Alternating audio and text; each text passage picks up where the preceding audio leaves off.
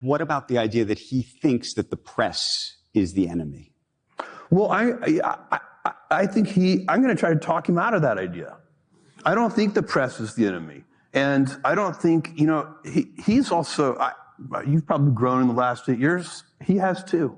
This is not the case. The press is not the enemy. I hope you're right. I hope I'm right too. Have you talked? But let's go persuade him of this. No, let's do it now, but you and I should go. Let's go talk to him. If we could try. I really don't. I think that this is absolutely, I don't think he's going to see it the same way. But maybe I'll be wrong. Was that always your thought, by the way? What I've seen so far is that he is calmer than he was the first time and more confident, more settled. Ever since Donald Trump won that election, man, you got everybody trying to act right now. We know Jeff Bezos, he's the owner of the Washington Post, which Trump often referred to as the Amazon Washington Post. Yeah, they had they back and forth back in the day, but it's looked like Jeff Bezos, just like everybody else in America, well, I ain't gonna say everybody else, everybody except these liberals, are asking for forgiveness. I mean, practically begging. Let's check it out. If we're talking about Trump, I think it's very interesting. I'm actually very optimistic this time around that we're going to see. I'm very hopeful about this. He seems to have a lot of energy around reducing regulation. And my point of view, if I can help him do that, I'm going to help him, because we do have too much regulation in this country. This country is so set up. Right. To grow. By the way, all of our problems, all of our economic problems, like if you look at the deficit and the debt, the national debt, and how gigantic it is as a portion of GDP, these are real problems and they're real long-term problems. And the way you get out of them is by outgrowing them. You're going to Oh, look like he outgrew his TDS, y'all. Going to solve the problem of the national debt by making it a smaller percentage of GDP. Not by shrinking the national debt, but by growing the GDP. You have to grow the denominator. And that means you have to grow GDP at, 3, 4, 5% a year. And, let the national debt grow slower than that. If you can do that, this is a very manageable problem. So we need a growth orientation in this country. This is the most important thing, a growth mindset. And we are the luckiest country in the world. We have... Do y'all hear him talking to the libs right there? He said we need a growth.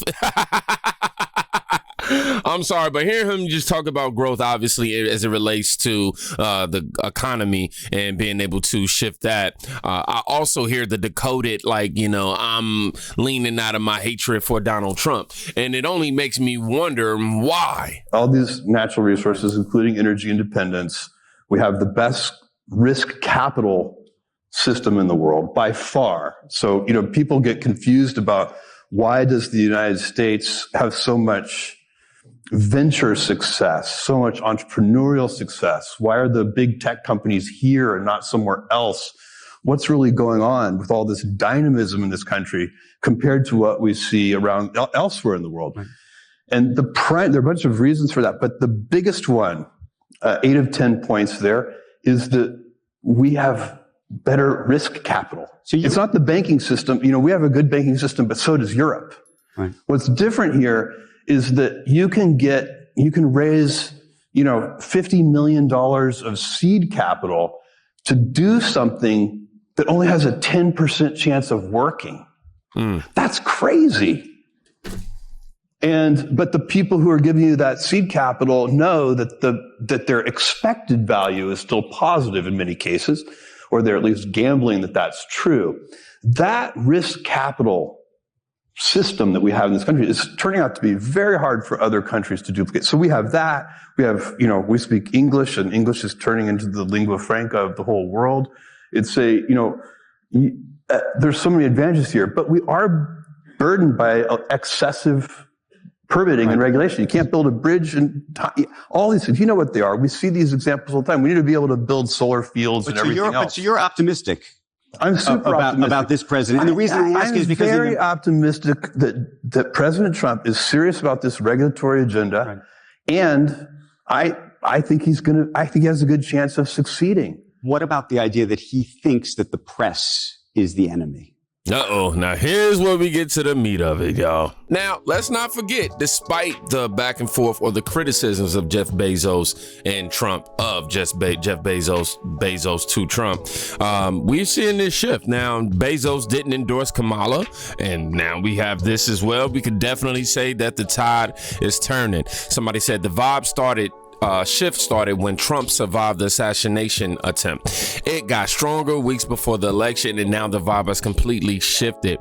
Yes, because we seen somebody like Jeff Bezos, who are anti-Trump, who, at least with my view, he was one of the anti-Trump billionaires, now suddenly on the side. Now, for me, it raises my eyebrow because I'm like, oh, it's because his cabinet, they finna start, coming after the people, right? No, okay. Somebody said, hopefully, no, I'm sorry. They say he owns that rag WAPO. Hello. He and Zuckerberg did so much damage to our country and many of our patriots. Now they want to influence. F off. But now let's go ahead and hear, his thoughts on Trump. What about the idea that he thinks that the press is the enemy? Well, I think I'm going to try to talk him out of that idea. I don't think the press is the enemy. And I don't think, he's also, you've probably grown in the last 8 years. He has too. This is not the case. The press is not the enemy. I hope you're right. I hope I'm right too. Have you talked? So let's go persuade him of this. No, let's have you talked to him about it? But you and I should go. Let's go talk. Hope you're right, and then let's go persuade him when you hope you're right. That sounds real. I own a publication that, tells lies, and I need to, yeah. But, yes, the media is definitely responsible for a lot of this threat to democracy talk and rhetoric, dangerous rhetoric, which almost cost him his life, and which cost other American patriots their life off of that rhetoric alone, journalistic rhetoric. So, yeah, if we could try. I really don't. I think that this is absolutely. I don't think he's going to see it the same way, but maybe I'll be wrong. Was that always your thought, by the way? What I've seen so far is that he is calmer than he was the first time and more confident, more settled. Let me ask one related question, then I want to actually get into space, but it actually is an interesting segue to space, because we were talking earlier this morning to Sam Altman about Elon Musk. And Elon Musk's relationship with the president, interestingly. And there's been a lot of questions about whether there could be the possibility that Elon, given his proximity, would make things difficult for people who are his competitors. Elon, in the space context, is your biggest competitor. Yes. Does this concern you? Well, they're certainly very able competitors. I mean, this is an arena where I have the... Oh, no. I know he's a great competitor. No, I'm saying, does it concern you, his proximity? No, I was headed there. Oh, but I'm just saying they're certainly very good competitors, and, no doubt about that. I take at face value what has been said, which is that he is not going to use his political power to advantage his own companies or to disadvantage his competitors. I take that at face value. I could be wrong about that, but I think it could be true. I think he probably is trying to... I believe that these people are actually trying to be upholding citizens of America while upholding these public offices, and that's the reason why that's the real threat to the democracy or the Democrat democracy, right? Them coming in and actually having moral and integrity and willing to do things by the book. I mean, come on, they put Vivek and Elon head of Doge, which is about to get ready to audit IRS and all the other, U.S. funds and things of that nature. And I feel like they are clearing the way with a lot of the clutter. So, yeah, for sure. I think this Department of Government Efficiency and that he and Vivek are helping Trump with and so on. Again, I'd like to I've had a lot of success in life not being cynical. And I've very rarely been taken advantage of as a result. It's happened a couple of times, but not very often. And I think that cynicism, why be cynical about that? Let's go into it hoping that the statements that have been made are correct, that this is going to be done, above board in the public interest. And if that turns out to be naive, well, then we'll see. But I actually think it's going to be great. I'm hoping. I'm glad you could address it. It's something I think we all want to know. One, by the way, before I even get to space, Washington Post question, just because there's a lot of media people here. Now, let's talk about it. At the heart of it, he was pretty much saying that legacy media isn't Donald Trump's enemy. Mainstream media isn't fake news. That's pretty much what he was saying. But come on, dog. We know legacy media has been lying to us daily. It's been debunked multiple times. I mean, so much has been, so many lies have been told over the course of just the last, few years, man, and that have been debunked. I mean, come on. We talking about Hunter's laptop. I remember one time y'all was reporting on that side like, oh, it ain't true, and whoop. Then it turned out to be true. Your man said he wasn't pardoning his son. He pardoned him. You know what I'm saying? But I will admit times have completely changed since 2016 and 2020, where leaders of businesses and tech companies would never say publicly that they supported Trump. Now we have so many of them coming out and being able to do so. Some people are arguing that it's 2 minutes too late for Bezos in terms of trying to be on the Trump train. They saying he sold out, and he would say the same thing if Harris had won.